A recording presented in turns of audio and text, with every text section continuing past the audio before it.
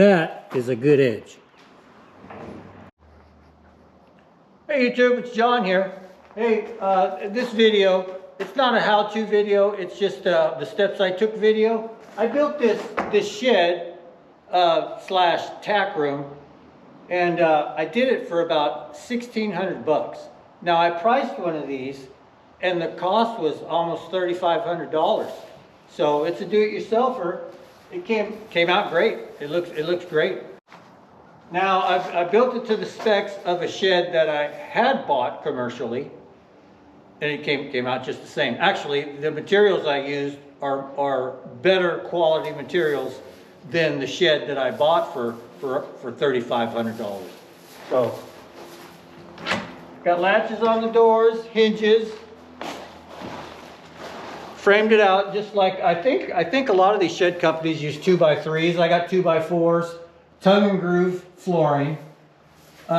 Because it's in the barn, I made a flat roof because it doesn't rain inside my barn.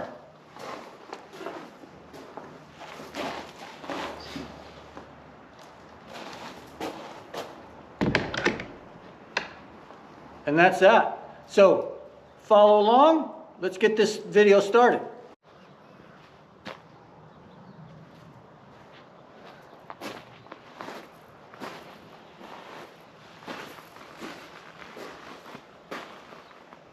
We're getting our tack room ready for the barn here.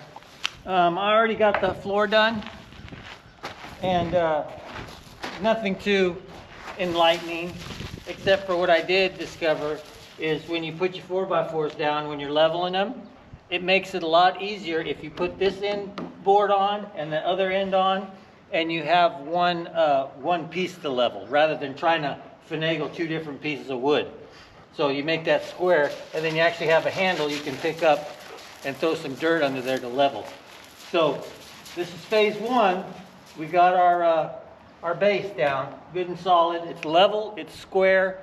I think we're going to lay some plywood on top, make us a floor, and then go from there. So I used 2x6, all pressure treated, 16-inch on center, and like I said,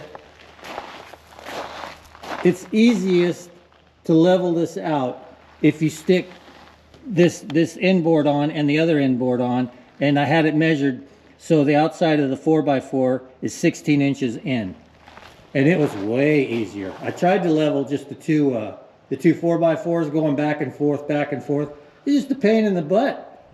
So it's easier to level one thing than it is to level two different things.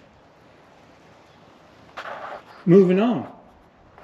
Okay, we're going to floor this thing with some 3/4 inch tongue and groove plywood, which is not the easiest stuff to work with. But you just kind of maneuver it around. Use your foot. We'll get it in there. Now, maybe one of you carpenters can let me know why this thing says on here, do not close gap. I'm not going to close the gap, but it just seems like it should go all the way in there. But I'm going to give it a little hit, just to snug it up a bit.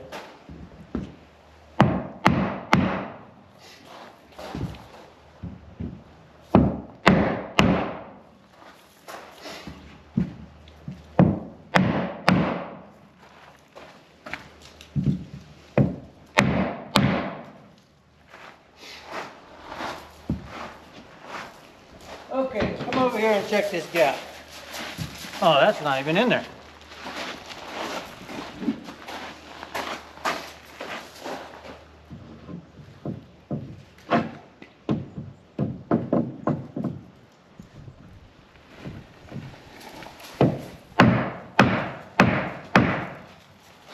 Okay, I guess that's that. All right, we got our three pieces on, and now every couple feet we're gonna just put a screw in. We did some chalk lines, so we know where our beams are on the bottom, and we're just gonna run it on down. I tell you what, this stuff is hard wood.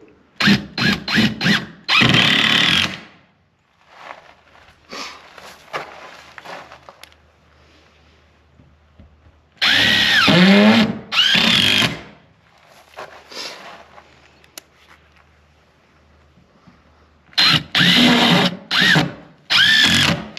a few pounds of screws later, we're making progress.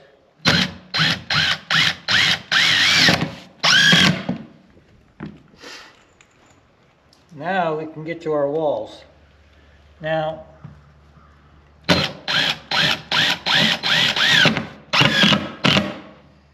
I have a little lip on the front. Now, I don't know why. So I guess something I measured is off. Looks like about a 1/2 inch. But we'll just keep on going. A little imperfection. I don't think the horses will care.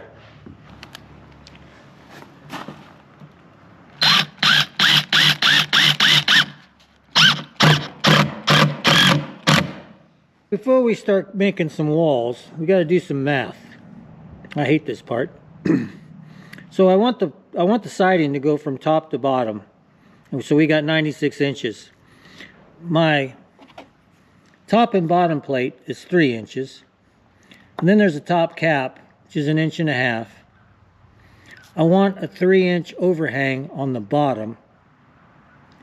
And then I want it to come and cover and go flush with the roof, which is going to be flat. So that's a 2x4 rafter. So that gives us 3, 6, 9, 10, 11 inches. So in order to make that fit from top to bottom, we're going to cut 85-inch boards and hope for the best. All right, let's get started. That was fun. So here's our first lesson. Do not believe for a minute when they say you a 12-foot piece of lumber that it's exactly 12 feet. You see this one? It's 144 inches and 5/8. So always check your lumber. And this is with the bottom ones too. The problem is if the oversize is the same on everything, then you'll never get your building square. So always verify the lengths of your wood. Clear as mud? Cool, let's get going. I got this wall skinned. So now, I don't know if you could see it, but since you can't see where to put your screws, I know I have a stud every 16 inches on center. So what I did was I ran chalk lines across here, and I just used the 16-inch on center. And then what I'll do is I'll measure the length and mark every 16 inches, and I know exactly where to put a screw. And it's going to make the screws look nice because they're all going to be nice and uniform. So let me turn this around and see if I can't get you a shot of the chalk lines. Can you see them down there? Just run them all the way down. And I know that every 16 inches, there's the center of a stud. So, let's get the securing. Rusty, unless you're going to grab that nail gun and get me some progress, I need you to go. You come to work? You come to work? Let's get some work done. Let's get some work done. Okay, we got that wall skinned. We got the wall up. And hopefully our measurements are good. We're going to build the other long wall.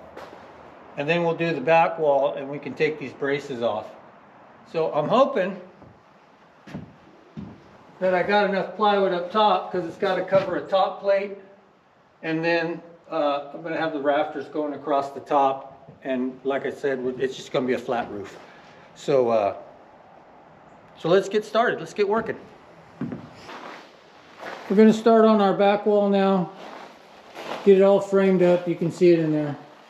And since my helper has some downtime, we decided to just paint as we go. So it's looking pretty good. And it'll make it a lot easier later on when we put the trim pieces on. We'll just paint the trim pieces first. And that way we don't have any run over. So we'll keep poking at it. Okay, we got the back wall up.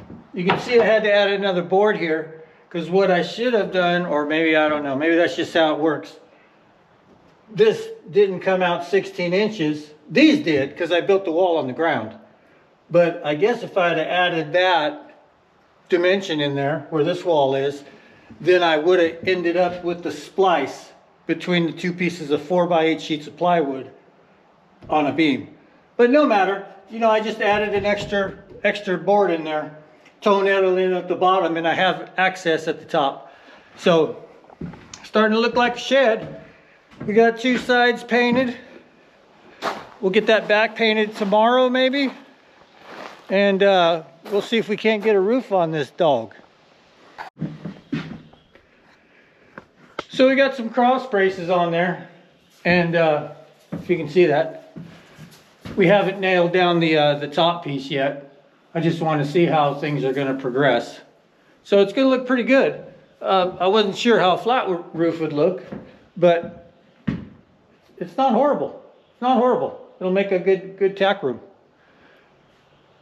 Let's keep making progress. What I did here is create me a little cheater board.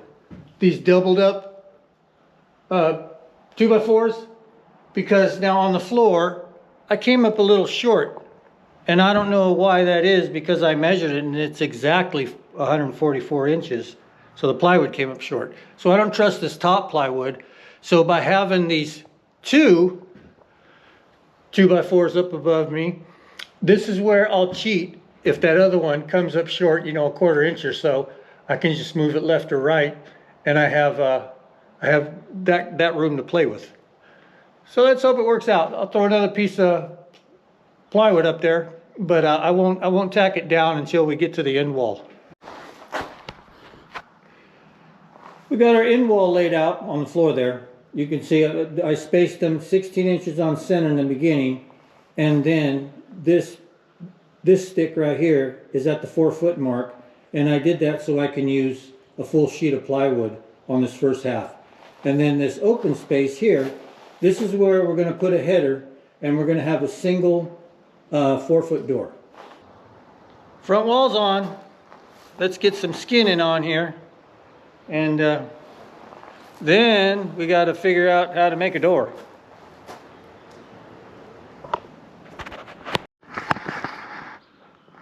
Okay, so that's what it looks like with the header. I don't know. I'm no carpenter, but people do it, so I did it. Double those 2x4s to put under there, and then I got the that little top rail there, so I can finish nailing in the roof. But it's starting to look like a shed. Good sized door. I think I made it 80 inches. So it'll give us plenty of room to get those saddles in and out of there. Let's keep making progress. It's about to rain. We're going to try to cut out this door. Now I saw a fella use a router for this, so we're going to give it a try.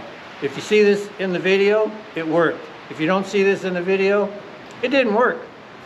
So let's. I drilled a hole, and I know I have a beam along here, about 6.5 inches worth. So let's see what happens.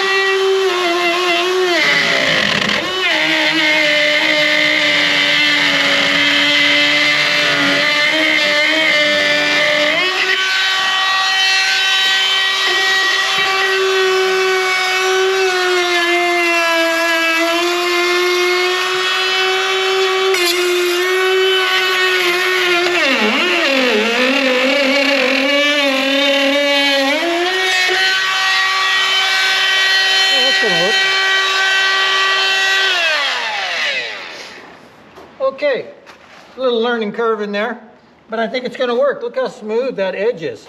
And this bearing just runs up against the 2x4 inside, so it doesn't let it cut any further. Let's get the ladder out. Let's keep going.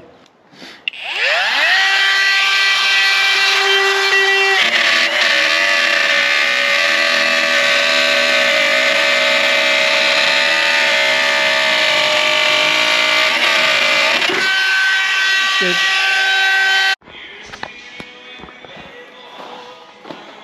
Now that router trick made a nice edge. Little imperfection right there, but I'm going to touch it back up with the router. But look at the edge on that thing. So thank you to the fella that suggested that. That's way better than if you were to grab a Sawzall and try to cut that. It's perfect. It's perfect.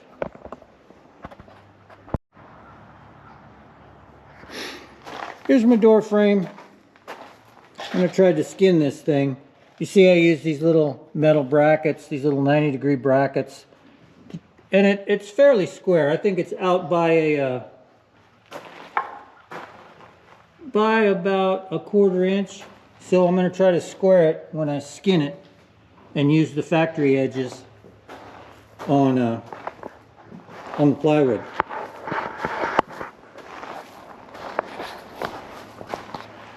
Now I'm going to use the plywood that I cut out from the door over here.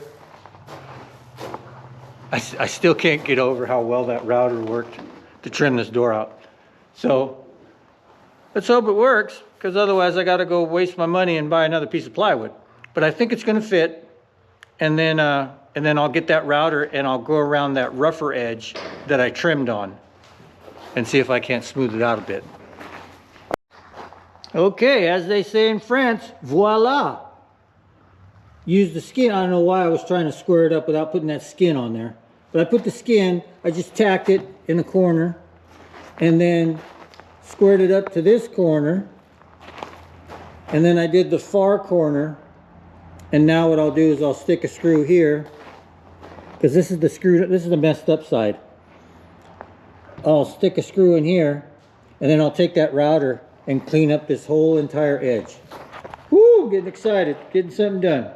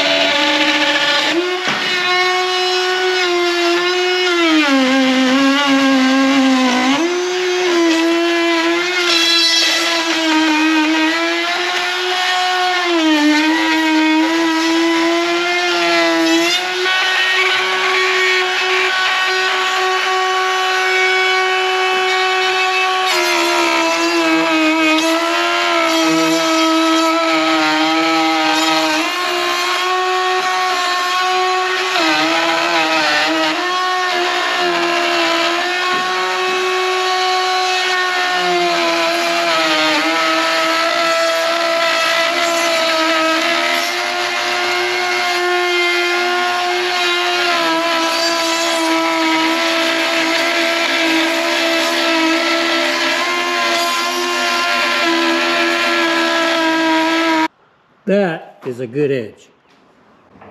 That is a real good edge.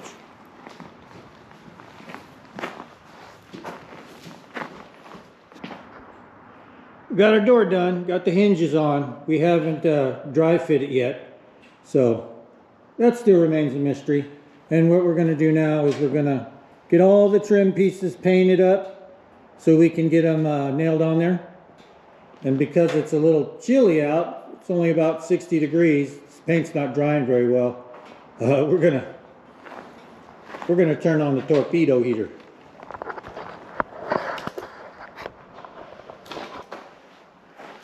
So progress is being made.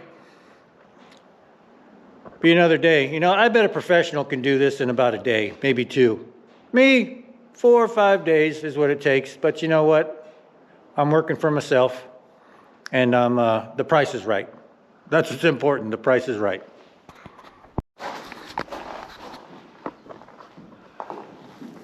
Okay, so I got the door hung. Even got a latch on it. Now, there's a gap around that edge. You can see that gap. Well, to weatherproof it, what I did was I put a rail on the inside. See right here? All the way around. And that way, I left that 1/4 inch gap so the door can open and close real nice. But then the door pushes up against this. Well, it doesn't push up against this. It meets up against this. And that'll give it a nice seal so the breeze can't shoot through that crack. So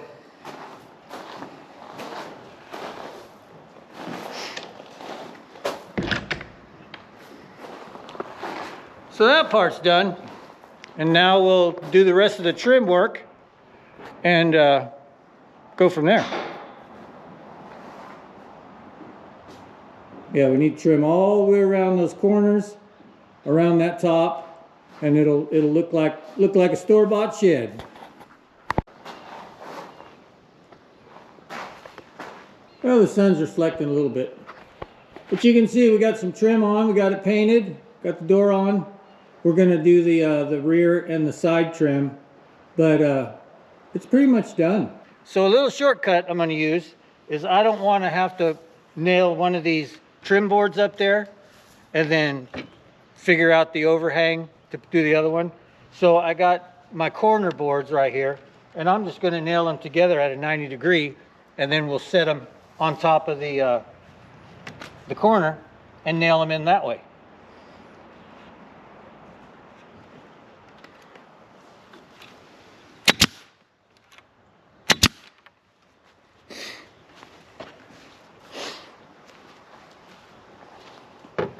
That way I got a 90 degree corner already.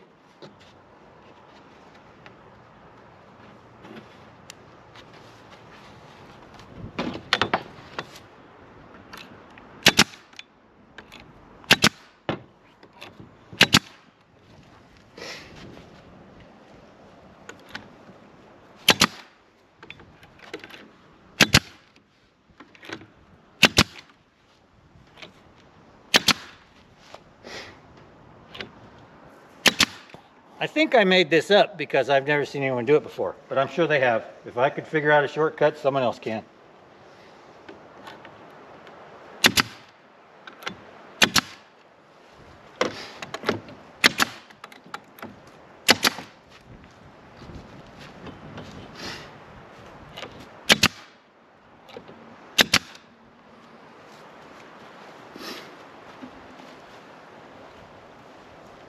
It's pretty good. Here's my corner trim, and I want it this way. I've already marked it up top, and it's just easier because I don't have to put one board up there, figure out an overhang, and put the other board up there, which I'm sure if you're good at it, it's probably a better system. But this is what I'm going to do. When you're the craftsman, you decide how you craft.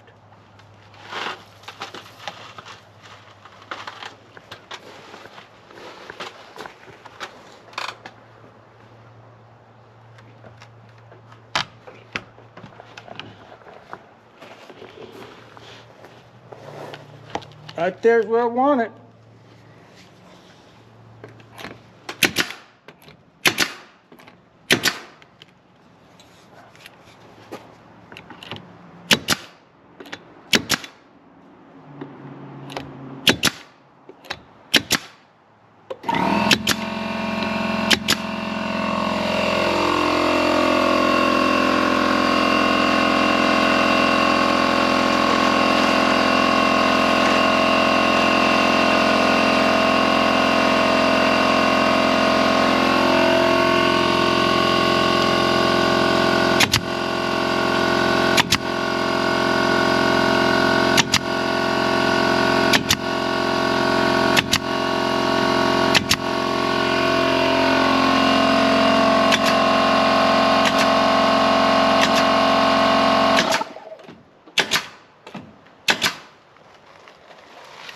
That'll get it started.